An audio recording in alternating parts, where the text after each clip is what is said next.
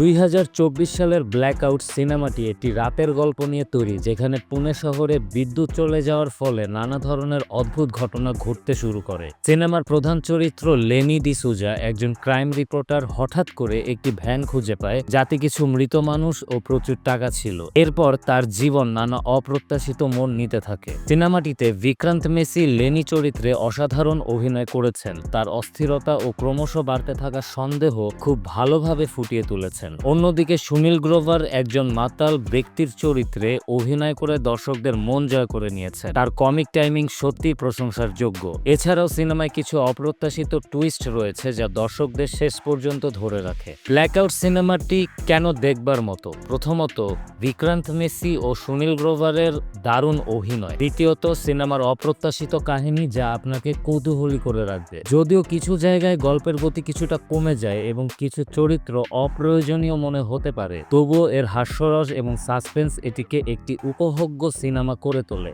যারা হালকা মেজাজে থ্রিলার ও কমেডি দেখতে চান তাদের জন্য ব্ল্যাকআউট অবশ্যই একটি ভালো মুভি হতে পারে। এটি আপনাকে হতাশ করবে না।